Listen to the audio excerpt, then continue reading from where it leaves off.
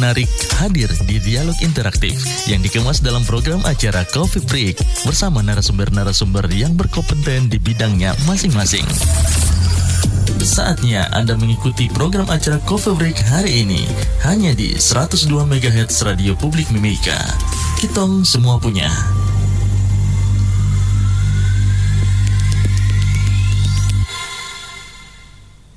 Selamat pagi saudara pendengar di mana saja Anda berada. Salam jumpa kembali di pagi hari ini dalam program siaran Coffee Break. Bersama saya Lia Aulia dan rekan saya Bung Dev. Apa kabar Bung Dev? Kabar baik, selamat pagi. Ya, selamat pagi Bung Dev. Sehat ya Bung Dev? Alhamdulillah. Iya. Ya Bung Dev, sangat istimewa sekali ya hari ini ya. Iya, karena kita kedatangan narasumber dari Kejaksaan Negeri Mimika. Nah pendengar, langsung saja kita perkenalkan ya. Yang pertama ada Bapak Royal Sitohang SHMH, Kepala Seksi Intelijen. Namun beliau nanti menyusul ya. Menyusul ya. Iya. Didampingi oleh Bapak Aswin Sianturi ya. Iya. Dan juga ada yang kedua Bapak Nasrid Arwijaya SH ya, sebagai Kasubsi 2 Intelijen. Nah selamat pagi Pak. Pagi. Iya, apa kabar? Alhamdulillah baik. Baik ya, iya. Pendengar, menarik sekali di pagi ini dengan topik peran Kejari Mimika dalam penanganan tindak pidana korupsi di Kabupaten Mimika. Nah, pendengar pemerhati Radio Publik Mimika, kami juga mengundang ya, atau Anda boleh berkesempatan untuk bisa berdialog interaktif di line telepon kami di 081149090102. Dan langsung saja kita mulai dan saya serahkan ke host utama Bung Dev. Silakan Bung Dev. Terima kasih rekan Lia. Iya. Selamat jumpa lagi di studio kami Pak Nasrid. Siap. Walaupun nanti kami sambil menunggu dalam perjalanan Pak Siotang ya. Siap. Mudah-mudahan nanti datang dan beberapa teman dari kejaksaan yang hadir juga. Iya. Di ruang kita ini ramai ini. Iya. Kan bisa Wah, dilihat nanti di YouTube ya. Memang menunggu kehadiran jaksa ini cukup lama. Iya. Kurang lebih di radio ini ada 4 atau 5 tahun dalam acara jaksa menyapa pada waktu itu. Tetapi pada kesempatan yang ini kami berterima kasih karena Kejaksaan Negeri ini perlu hadir.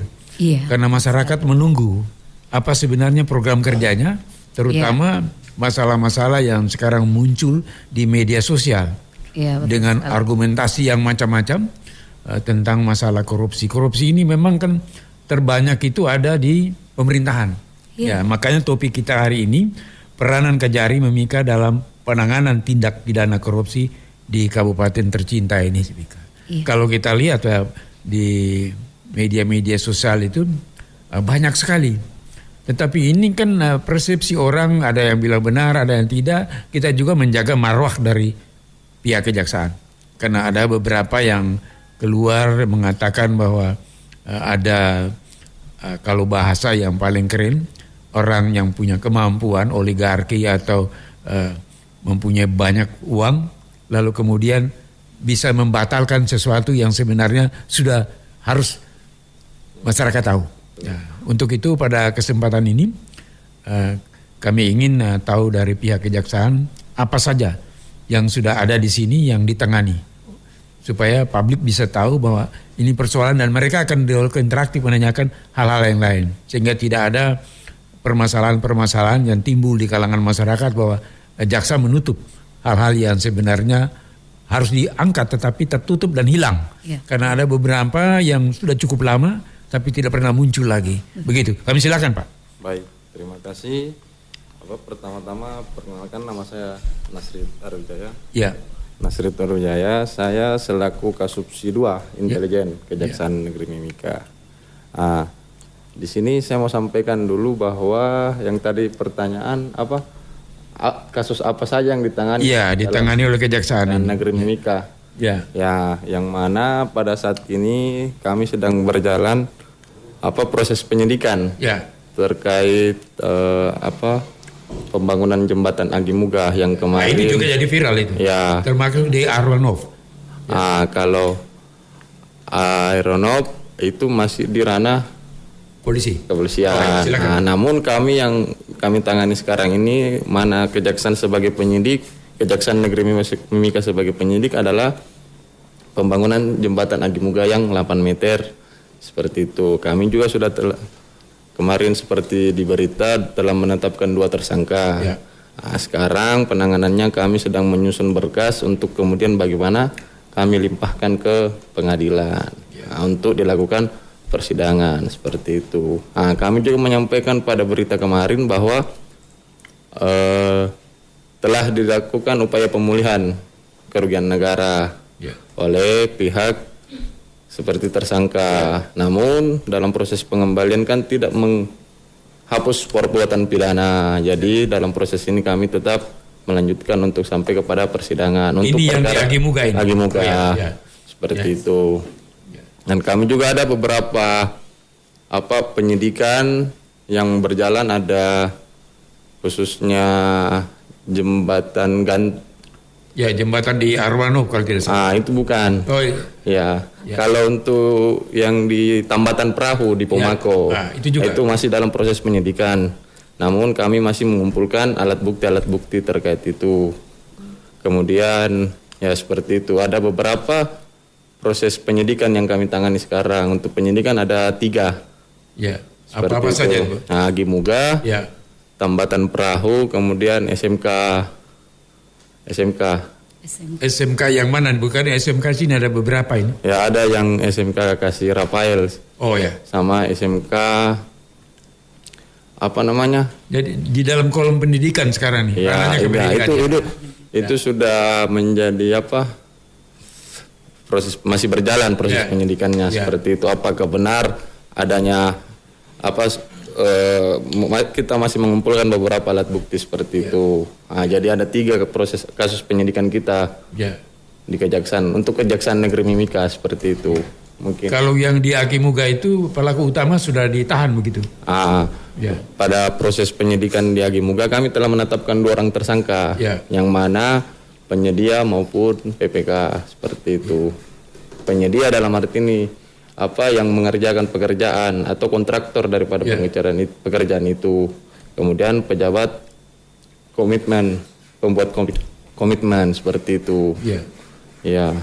Baik, ini juga ada isu-isu yang sebenarnya tidak terlalu formal, dalam pengertian belum bisa dibilang sah atau tidak. Tapi banyak muncul di pembicaraan-pembicaraan di pinggir jalan seperti itu. Bahwa sebenarnya di pemerintah Kabupaten Mimika ini, terutama di kantor-kantor bupati, kasarnya begitu, itu banyak sebenarnya ada hal-hal yang tidak pernah muncul. Padahal orang tahu itu sebenarnya sudah pernah muncul, tetapi itu tidak muncul lagi. Nah, ini itu seperti apa itu yang muncul? Umpamanya begini, ini kan ada yang membicarakan pendidikan ada di situ, perhubungan ada di situ, seperti itu. Tapi kan ini belum konkret, artinya apakah sudah menjadi diteliti oleh jaksa untuk meneliti ini benar atau tidak untuk mencari alat bukti.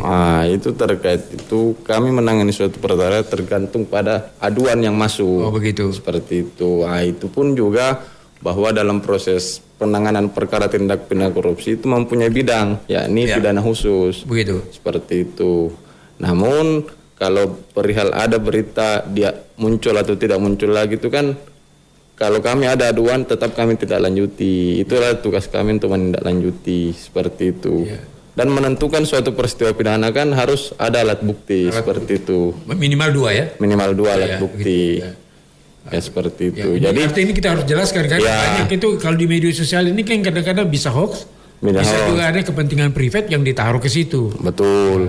Jadi dalam proses penanganan tindak pidana korupsi tidak serta-merta kita menetapkan bahwa itu adalah perbuatan pidana atau apa. Jadi maka dari itu upaya kami melakukan tindak lanjut terlebih dahulu. Seperti itu. Jadi kami hanya menindaklanjuti biasa dari aduan atau ada informasi yang kami dapatkan sendiri. Guna mengungkap suatu peristiwa pidana seperti itu. Baik, ini ada yang menarik juga karena sudah terbuka untuk umum, ini bukan rahasia lagi. Betul. Ini masalah PON air modeling. PON air modeling. Itu memang ditangani oleh Jaksa Tinggi. Beberapa waktu yang lalu kita lihat sendiri bahwa timnya ada di sini untuk memeriksa dan sudah keluar juga di media sosial beberapa alat bukti yang sudah dilihat disita dan lain sebagainya. Kemudian kurang lebih ada 4 atau 5 orang yang sudah ditetapkan. Tersangka. Ya. Lalu ada viral juga di media sosial bahwa kuasa hukum dari orang yang sudah ditahan itu meminta juga bahwa Kajari yang lama harus diperiksa. Ini kira-kira menurut yang pihak Kajari di sini gimana? Bahwa itu sudah viral itu di media sosial. Ya, bahwa terkait proses penanganan perkara yang sedang berjalan ini, yang proses penyidikan area modeling itu kan wewenang Kejaksaan Tinggi. Namun terkait pada berita-berita itu kan ini kita masih berjalan. Itu kan wewenang daripada Kejaksaan Tinggi untuk memberikan terkait hal tersebut, karena yang memeriksa perkara itu Kejaksaan Tinggi seperti itu. Jadi gini, jaksa jadi kita tanyakan. Ya, tapi masyarakat ini kan tidak paham. Orang akan berpikir jaksa tinggi ada yang tahu, ada yang tidak.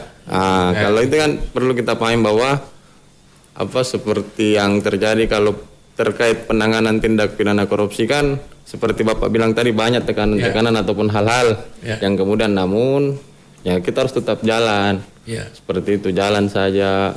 Terkait harus diperiksa itu biarkan menjadi wewenang Kejaksaan Tinggi, karena yang memeriksa itu Kejaksaan Tinggi. Seperti itu. Baik, kita undang pendengar, mungkin Anda yang ingin memberikan masukan atau pertanyaan. Ya, silahkan ya. Silakan hubungi nomor telepon di 0811 4909 Ya, barangkali ya pendengar pemerhati Radio Publik Mimika ya. Ingin bertanya silakan. Ingin bertanya ya. Atau mau memberikan masukan boleh saja. Dan langsung saja Bung Dek. Silakan ya. Halo Radio Publik Mimika, selamat siang. Radio Publik Mimika kita semua punya. Kitong semua punya. Silakan. Silakan. Bisa tanya sedikit Kakak? Ya, silakan. Di sini ada bapak-bapak jaksa di sini, Ibu Tina. Ya. Selamat siang, Bapak. Siang, Ibu. Bagaimana, Ibu? Bisa tanya kah? Silakan, boleh. Dong pakai uang itu harus ditangkap. Jangan selalu disembunyi. Sembunyi itu nanti bikin beban. Ya mau tangkap apa Bu? Supaya bisa jelas ya. Korupsi ini. Iya. Nah, korupsi apa yang Ibu bakal lihat? Korupsi uang. Iya. Itu harus kasih masuk di penjara. Jangan kasih dia los, kasih biasa dong, bisa. Tinggal pakai terus uang-uang bantuan-bantuan, apakah orang tuh bantuan-bantuan itu harus dong pakai habis, dong tidak tahu. Habis itu dong pakai lagi. Uang masuk dong pakai terus sampai bikin dong punya segala-gala semua, dong lupa rakyat. Begitu. Baik ya. Baik. Terima kasih. Ya, kita terima lagi, ada telepon lagi. Kita terima lagi dulu. Ya, kita hadirkan. Halo Radio Publik Mimika, selamat siang. Halo. Ya, halo Radio Publik Mimika, selamat siang. Ini kayaknya putus nih. Ya, halo. Ya, RFM, selamat siang. Ya, silakan. Selamat siang. Bung Delta, Anda punya pertanyaan sekarang, ada jaksa di sini. Ya. Yang pertama terima kasih untuk acara ini bisa terselenggarakan dengan baik. Amin. Yang kedua, selamat datang Bapak Kejaksaan, kita kurang tahu yang ditanya sebenarnya. Siap. Di sini ada Pak Nasrid. Dengan Pak siapa ya? Pak Nasrid. Arwijaya. Beliau dari intelijen, dari Kejaksaan. Oh, puji Tuhan. Oke, makasih Pak. Selamat datang Pak. Yang pertama, sebagai masyarakat awam, kita perlu apresiasi kinerja Kejaksaan. Itu yang pertama yang sudah memunculkan persoalan yang sebenarnya ada yang tahu dan ada yang tidak tahu, tapi sudah mencuat ke permukaan karena kinerja bapak-bapak dari Kejaksaan. Itu hal yang paling patut kita apresiasi sebagai manusia awam. Oke, itu yang satu. Nomor dua, kita tidak pernah bersedih karena kita masih punya jaksa.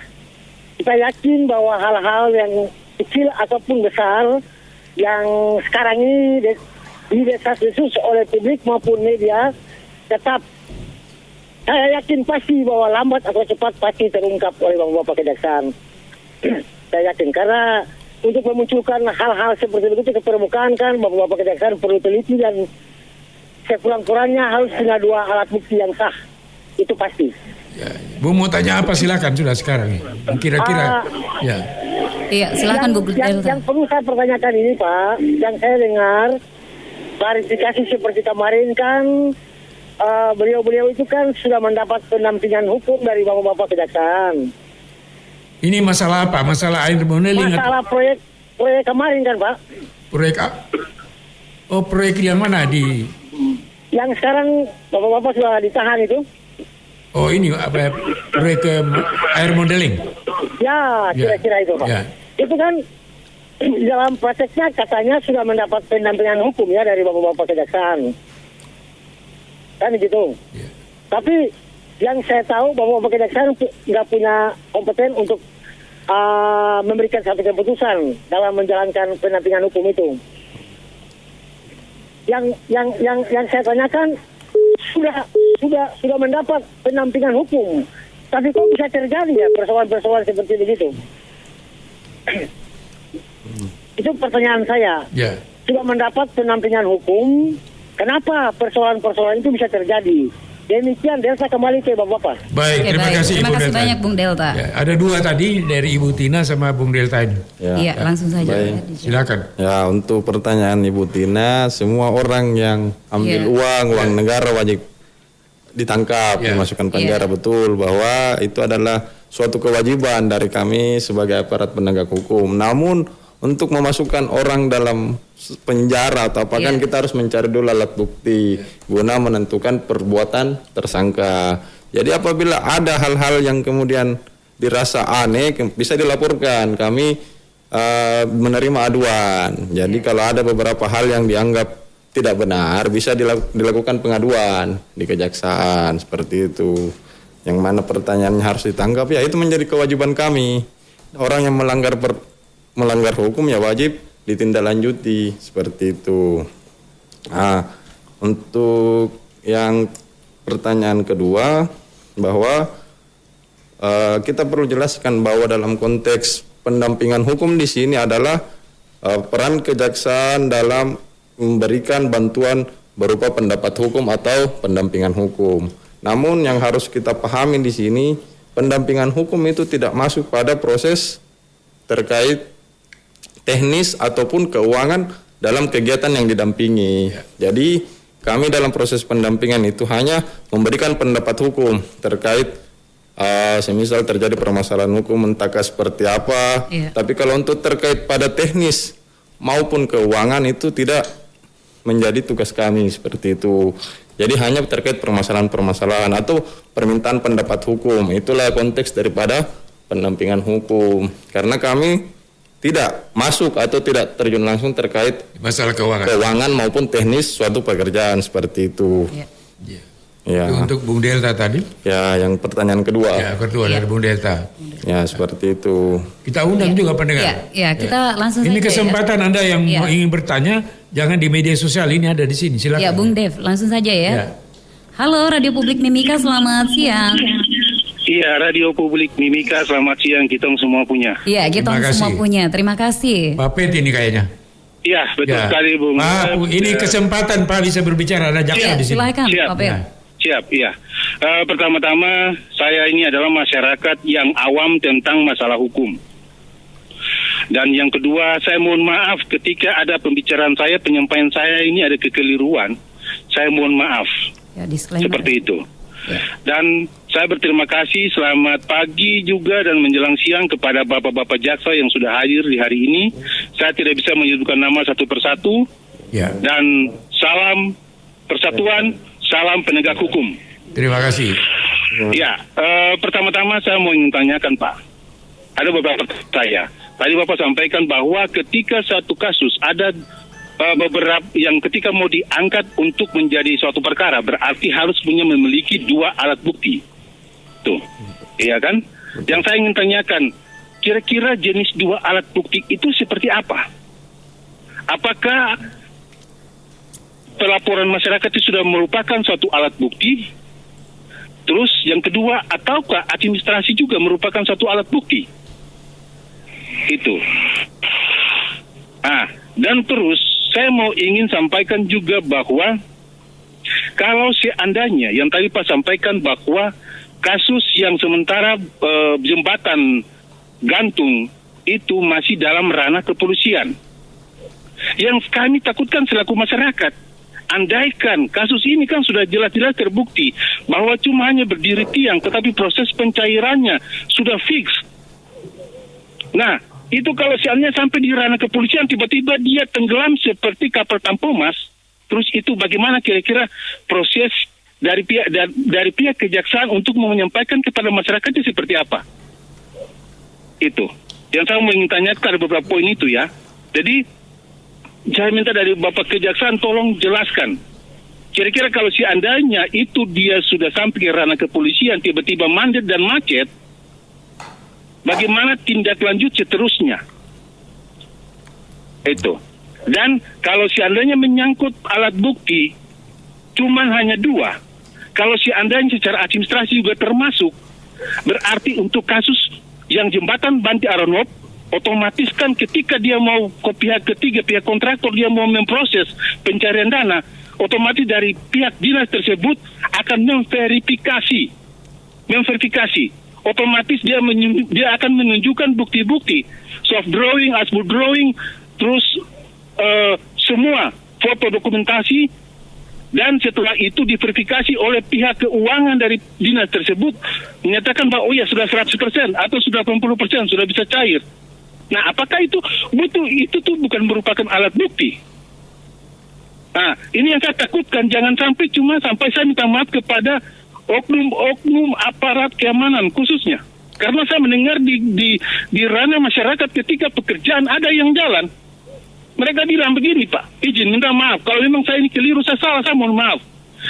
Bahwa, ini kan titipan, ini kan begini, ini kan yang punya ini kan yang punya ini. Seperti itu. Jadi yang pertanyaan yang berikutnya lagi, apakah seorang aparat penegak hukum, baik dari kepolisian, angkatan darat maupun pihak kejaksaan, bisakah mendapat titipan-titipan tersebut?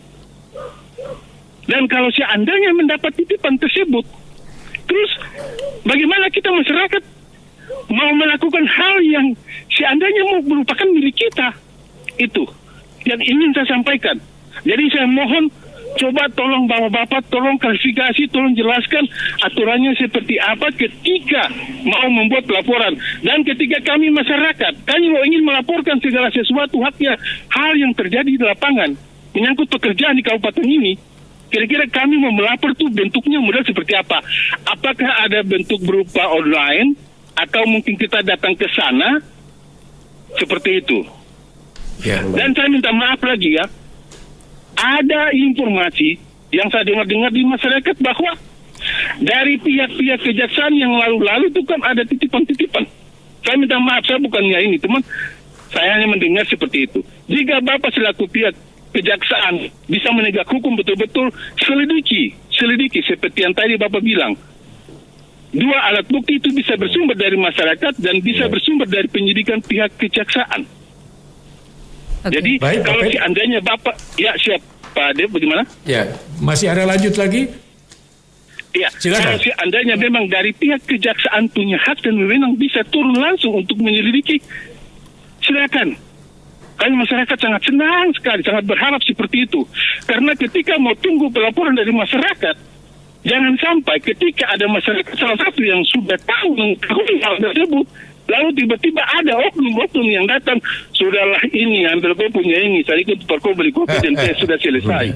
Ya. Saya minta maaf, Pak. Saya minta maaf. Ya, Saya baik. belak-belakan aja. Karena memang sering dia seperti itu, Pak. Saya belak-belakan aja. Oke, jadi saya rasa mungkin sampai di sini dulu penyampaian saya. Saya mohon maaf sekali lagi kalau sebenarnya ada yang salah, ada yang keliru, tolong diluruskan, tolong dijelaskan. Saya minta maaf. Saya bukan orang hukum. Baik, Pak. Saya cuma hanya berdasarkan hati nurani saya. Itu aja. Terima kasih, Pak. Selamat siang, Bapak Jaksa. Salam. Terima kasih Pak Pet. Terima kasih banyak Pak Pit. Ya, Ya. terima kasih. Ya. Ya, selamat siang. Ya, selamat siang. Pak ini kan Pak Pet ini kan orang yang sangat ingin untuk mendapat penjelasan dan ini kan suara rakyat. Setidak-tidaknya Iya. Bapak dari pihak kejaksaan memberikan jawaban atas pertanyaan-pertanyaan yang dia sudah terbuka daripada nanti di media sosial orang menyampaikan hal-hal yang tidak bisa ditanggapi. Silakan Pak. Iya. Baik, terima kasih. Terkait ada beberapa pertanyaan Iya. yang sangat tapi saling berkaitan. Kemudian yang pertanyaan pertama, jenis alat bukti itu seperti apa? Ya kan dalam menentukan suatu peristiwa kan seminimal dua alat bukti, minimal dua alat bukti. Bahwa yang harus kita ketahui alat bukti yang dimaksud ini berdasarkan Kitab Undang-Undang Hukum Acara Pidana dalam pasal 184. Yang pertama itu keterangan saksi, kemudian keterangan ahli, alat bukti surat, petunjuk, dan keterangan terdakwa. Itu bahwa biasanya dua alat bukti itu keterangan saksi maupun alat bukti surat biasanya dalam penanganan tindak pidana korupsi. Seperti itu. Jadi ya kalau berdasarkan administrasi kan itu termasuk dalam bentuk alat bukti surat seperti itu, masuk dalam surat. Kemudian terkait jembatan gantung, itu kan masih dalam ranah kepolisian. Jadi biarkan bagaimana kepolisian menindaklanjuti hal tersebut seperti itu. Bahwa terkait kan ini masih di ranah kepolisian seperti itu. Terkait apakah seorang APH bisa mendapat titipan tersebut, itu kan tidak boleh. Ya, yang mana kan kita bekerja sesuai pada ketentuan undang-undang. Dari dalam hal ada titipan atau itu tidak boleh dilakukan oleh aparat penegak hukum. Kemudian terkait bagaimana apakah jaksa bisa langsung menyelidiki suatu tindak pidana korupsi? Bisa, berdasarkan aduan. Kami dalam kejaksaan ini upaya untuk melakukan pengaduan kan ada beberapa cara. Yang pertama, datang langsung ke kejaksaan, bisa menghubungi melalui telepon, kemudian atau email atau dari media sosial kejaksaan. Itu dalam bentuk-bentuk bagaimana orang melakukan pengaduan. Tapi dia harus punya bukti juga kan? Tidak, lapor aja. Adukan saja bahwasanya terdapat sesuatu hal yang tidak benar, semisal kayak ada pembangunan yang tidak jalan. Itu kan yang bisa diadukan. Terkait bagaimana tindak lanjutnya, biarkan kejaksaan yang menindaklanjuti. Seperti itu. Apa kejaksaan yang sendiri mencari alat-alat buktinya seperti itu. Yang penting dia lapor dulu. Seperti itu. Jadi kami di kejaksaan terbuka dalam proses pengaduan. Seperti itu. Ya mungkin seperti itu. Tapi ini yang menarik yang titipan ini saya belum tahu karena ini kan banyak beredar di media sosial titipan. Yang lama-lama. Ya, yang lama-lama. Jadi akibatnya tentunya orang yang sudah masuk umpamanya, saya tanya Pak, kalau sudah punya dua alat bukti, terus tiba-tiba gagal di tengah, masyarakat akan bertanya, apa kaitannya dengan titipan? Jadi dibatalkan semuanya itu. Itu bisa. Dalam hal perkara dibatalkan itu kan tidak boleh sebenarnya. Cuman ada namanya penghentian penyidikan atau surat perintah penghentian penyidikan. Namun dasar apa itu Pak? Dalam Kitab Undang-Undang Hukum Acara Pidana tidak ditemukan alat bukti. Kemudian seperti itu. Atau daluarsa. Cuman biasa kenapa kemudian dihentikan suatu perkara karena tidak cukup alat bukti seperti itu. Tapi kalau sudah punya alat bukti dua berarti dilanjutkan itu. Iya, jadi konteks alat bukti dua ini akan kami pasti mengumpulkan keterangan dari semua pihak-pihak yang terkait, kemudian alat bukti surat.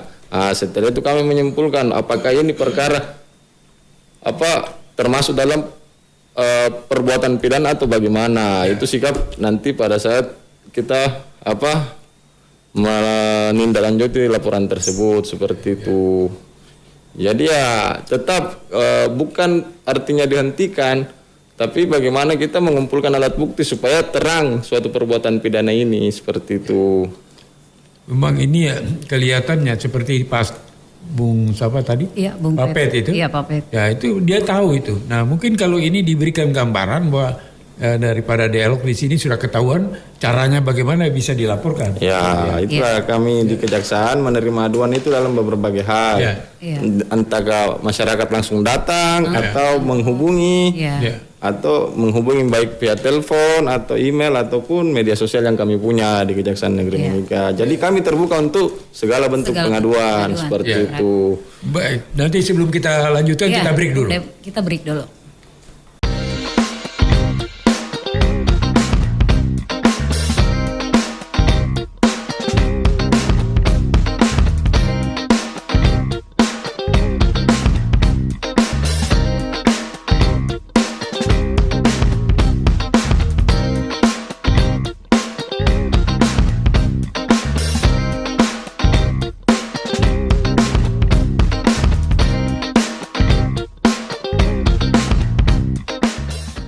Ya, kembali lagi Bung Dev. Ya, rupanya tadi ada yang menelpon tapi kita break itu. Iya, betul sekali. Silakan ya mau menelpon, mumpung Bapak Jaksa ini masih ada, apa yang Anda tanyakan? Ya, silakan. Berkesempatan ya di 0811 49090102. Yang tadi sempat sudah beberapa kali ya sudah mau bergabung, silakan bergabung di line tersebut ya, karena ini suatu kehormatan kesempatan juga untuk Anda yang ingin berdialog interaktif langsung dengan Kejaksaan Negeri Timika. Nah, kemudian begini Pak Jaksa, ini banyak yang viral di kita punya kabupaten ini, terutama di pemerintah. Betul. Jadi di dalam kepemimpinan pemerintahan yang baru di Bupati dan Wakil Bupati yang terpilih ini, mereka juga ingin supaya jangan dalam kepemimpinan mereka terjerumus dengan hal-hal yang menyangkut korupsi. Betul. Ya, karena kabupaten ini suka dengan tidak suka banyak juga sudah terjerat. Siapa orangnya masyarakat pada semua tahu. Nah, untuk itu bagaimana pandangan jaksa ingin tahu apa sebenarnya yang banyak terjadi di pemerintahan. Padahal pemerintahan ini harus bersih dan berwibawa kan. Nah, ini pandangan jaksa kepada pemerintahan ini sekarang seperti apa? Karena banyak terjadi itu, tapi banyak juga tidak termuap. Betul. Antara lain yang terjadi sekarang ini, itulah yang air modeling tapi ditangani oleh Kejaksaan Tinggi. Silakan. Ini yang mau kita sampaikan bahwa langkah-langkah yang kemudian Kejaksaan Negeri Mimika ambil dalam terkait maraknya apa ya? Pertama di pemerintahan ini beberapa langkah penindakan. Yang pertama penindakan represif itu melakukan penyelidikan, kemudian penyidikan dan penuntutan. Berkoordinasi atau penyitaan aset apabila ada aduan-aduan masuk. Nah, kami bertugas untuk melakukan penyelidikan guna membuat terang suatu peristiwa pidana. Upaya-upaya pencegahan yang kami dari Kejaksaan untuk menghindari hal-hal yang buruk terjadi di pemerintahan ada beberapa program kami. Yang pertama program Jaksa Jaga Desa atau pendampingan penggunaan dana desa agar tidak terjadi korupsi. Ada juga Jaksa Masuk Sekolah dan Jaksa Menyapa. Jaksa Menyapa seperti ini, pemahaman tentang bagaimana teman-teman tahu tugas dan fungsi kejaksaan. Kemudian edukasi dan penerangan hukum. Kami juga di Kejaksaan ini berfungsi sebagai pengawas atau monitoring proyek strategis daerah, kajian yuridis terhadap penggunaan anggaran daerah, dukungan hukum terhadap Pemda atau pengamanan aset. Jadi itu langkah-langkah kami dari Kejaksaan bahwa dalam menangani suatu tindak pidana korupsi kami melakukan penindakan, pencegahan maupun pengawasan agar tidak terjadi hal-hal yang tidak diinginkan seperti itu. Itulah. Karena kita begini, karena kita lihat untuk PAD di kabupaten itu paling tertinggi ada di Kabupaten Mimika ini. Sehingga banyak ada penilaian dari masyarakat bahwa penggunaan anggaran ini banyak yang tidak sesuai dengan harapan. Lebih banyak besar tapi pertanggungjawabnya dilihat dari masyarakat seperti jalan-jalan yang besar-besar ini tapi banyak juga yang berlubang-lubang. Gitu. Jadi mutu kerja juga tidak terjamin. Apakah hal-hal begini jaksa juga melihat?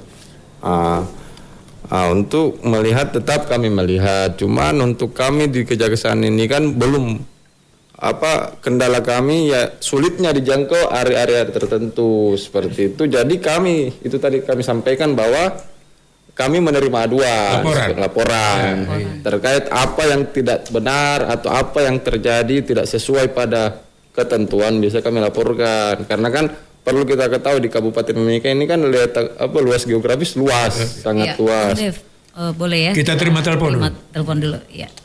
Halo, Radio Publik Mimika, selamat siang. Halo, selamat siang. Selamat siang. Dengan siapa di mana? Ya. Arimona yang selalu. Terima kasih. Terima kasih. Boleh monitor radionya dikecilin sedikit ya.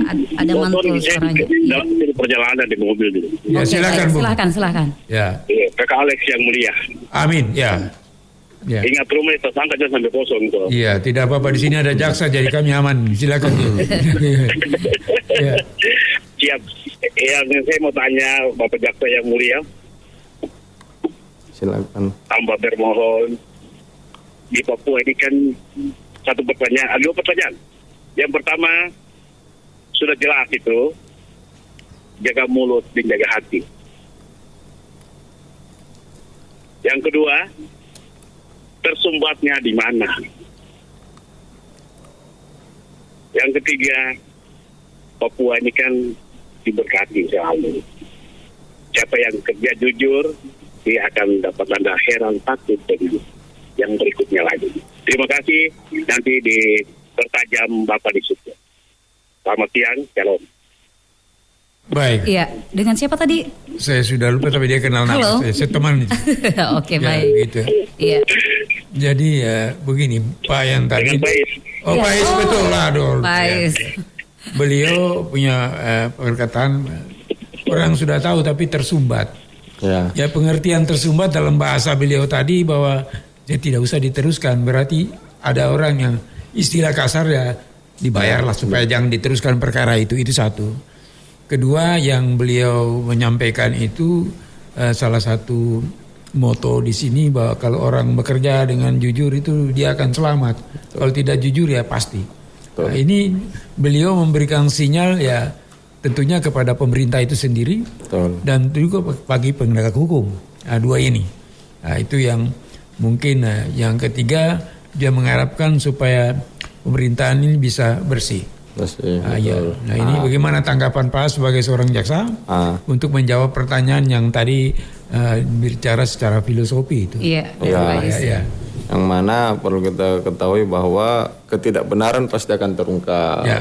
Jadi apabila hal-hal yang tidak sesuai pada sebagaimana mestinya itu pun tidak memberikan manfaat pada masyarakat ataupun mengakibatkan kerugian negara atau apa, itu akan pasti terungkap seperti itu. Tidak ada yang namanya tersumbat seperti itu. Jadi tetap pada tugas kami ya tetap menindaklanjuti. Jadi kami kurangnya hanya pengaduan seperti itu. Jadi kalau apabila pengaduan banyak, karena kan itu saya sampaikan tadi bahwa tidak semua bisa kami jangkau di daerah-daerah terpencil seperti itu. Terutama tadi dana-dana desa itu. Ya. Padahal dana desa ini secara ini orang udah tahu bahwa sebenarnya banyak juga tidak terpakai untuk kepentingan yang sebenarnya dalam program. Ya. Nah ini gimana? Betul. Itu juga kalau ada laporan baru bisa jaksa. Iya, seperti itu. Atau kami juga kan biasa kami melakukan deteksi ke situ. Penggalangan atau pengamanan, kami kan juga turun ke jalan. Kami juga melihat. Cuman itu saya maksud tadi bahwa biasanya kami jalan berdasarkan aduan daripada masyarakat. Jadi adanya keresahan masyarakat terkait tentang pembangunan atau apa itu pasti dilaporkan, kami tindak lanjuti. Itu saya tadi bilang banyak jenis pengaduan untuk masuk ke kejaksaan. Mau langsung datang, mau menghubungi via telepon kah, email kah, atau media sosial seperti itu. Yang penting ada pengaduan. Yang penting ada pengaduan. Sehingga jaksa bisa menindaklanjuti. Seperti itu. Karena ini di Timika ini kan pembicaraan setiap saat yang kalau kita lihat di media sosial itu hanya itu yang dibicarakan. Ya. Nah, kita terima dulu telepon air ya. Telepon air. Halo, Radio Publik Mimika. Sepertinya terputus, Bung Dev. Halo. Ya, halo. Ini ya boleh dicoba kembali. Ya. Silahkan. Ya, jadi ini yang perlu kita luruskan sehingga peranan jaksa sebagai penegak hukum ini menjaga marwahnya. Karena orang ini kan kadang-kadang kan dia tidak lihat seperti apa yang Pak jaksa sampaikan. Bung Dev. Ya. Halo, Radio Publik Mimika. Ya, Radio Publik Mimika, selamat siang. Iya, Minta maaf. selamat siang. Tidak apa-apa, punya hak Iya, iya. bicara. Kejaksaan yang terhormat, saya Iya. kembali lagi. Ya. Baik, silakan. Ya, saya mau tanya sedikit aja. Tadi mungkin saya belum terlalu begitu tajam apa Ya. penjelasan dari Bapak menyangkut. Tadi kan saya ada tanya, kan ranahnya Pak polisi, pihak kepolisian kan beda dengan ranahnya Pak Kejaksaan.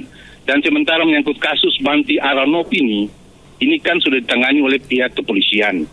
Dan saya mau ingin tanyakan, andai kata dari kasus ini dia tidak berkembang dan dia jalan di tempat dan dia mati total, terus bagaimana tindakan dari pihak kejaksaan untuk mengambil alih kasus tersebut?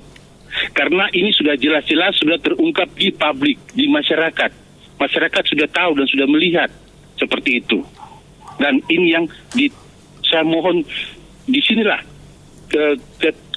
keterbukaan, transparannya dari pihak kejaksaan untuk menuntaskan kasus-kasus tersebut. Itu.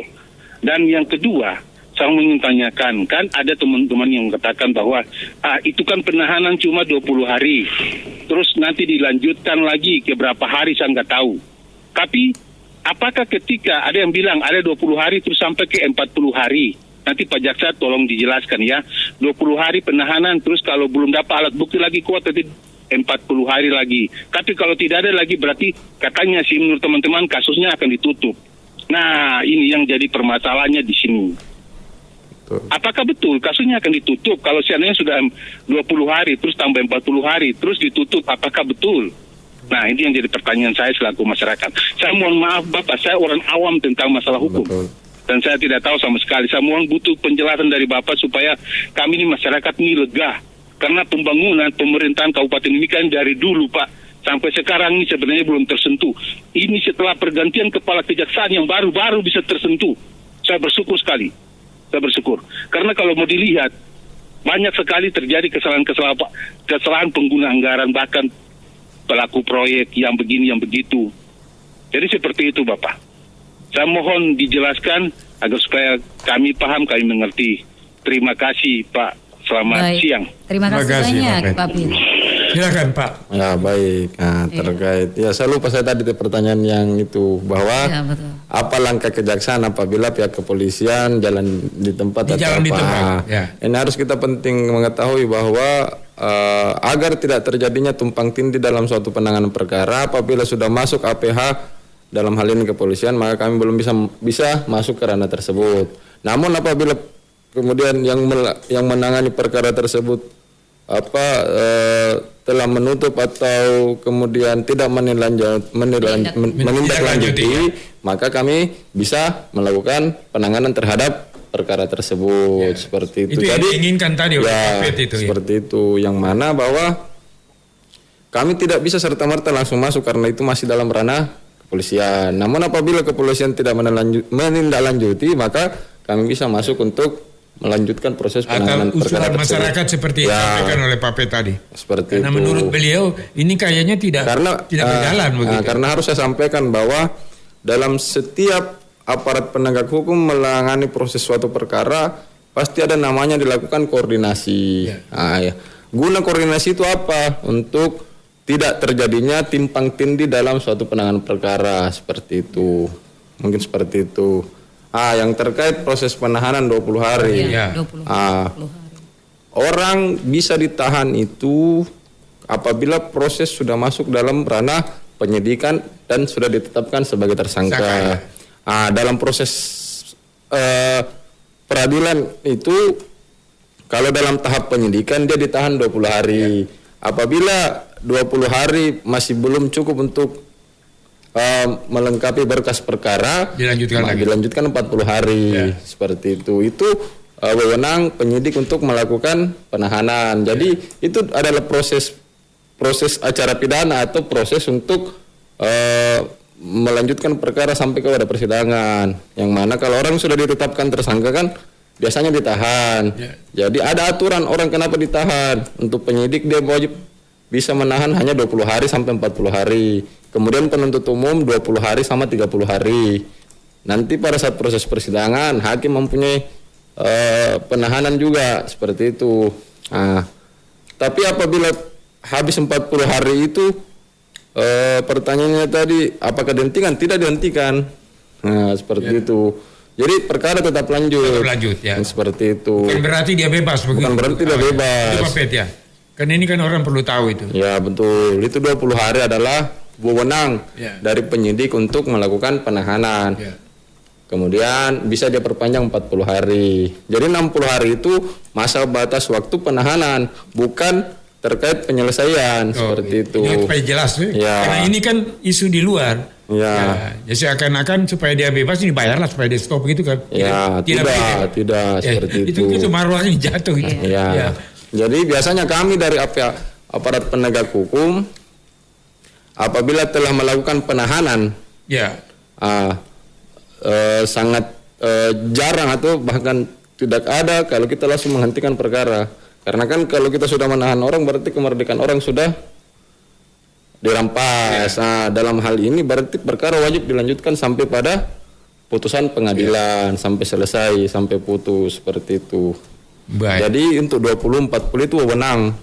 Ya. Iya. Baik, jadi Pak Pet tadi sama Pak Aswin kan tadi.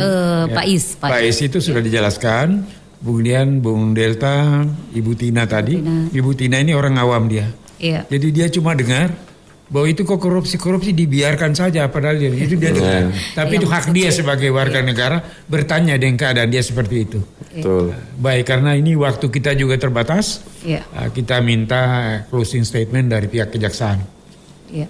Ya, baik, bahwa kami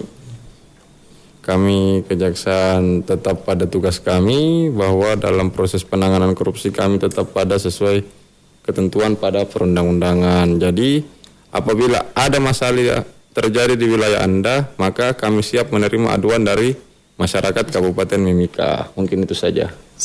Baik, terima kasih. Baik. Saudara pendengar, apa yang terjadi dalam dialog ini, banyak hal-hal yang kami sudah majukan, kemudian dari para pendengar juga menanyakan, sehingga ada penjelasan-penjelasan yang transparan, dan mudah-mudahan nanti di lain kali dilanjutkan sehingga masyarakat bisa terbuka seperti apa yang disampaikan Pak Pet tadi, bahwa selama ini kejaksaan tidak pernah, baru kali ini. Nah, ini terima kasih untuk pendengar kita dan terima kasih juga untuk bapak-bapak dari kejaksaan. Mudah-mudahan apa yang kita bicarakan hari ini bisa membuka wawasan kita terutama di bidang korupsi ini, supaya pemerintahan dalam kepemimpinan yang baru dalam bupati dan wakil bupati ini bisa berjalan dengan baik, jangan sampai selalu tersandung. Ini kan kurang bagus. Betul. Terima kasih. Kita berpisah. Sampai jumpa lagi. Di sini setiap pendengar bisa menikmati berbagai informasi terkini, hiburan seru dan musik yang bikin hari-hari lebih berwarna. Dari berita lokal dan nasional yang hangat hingga acara dialog interaktif yang mengedukasi. Radio Publik Mimika siap menemani setiap momen. Mau tahu tentang tips kesehatan atau sekadar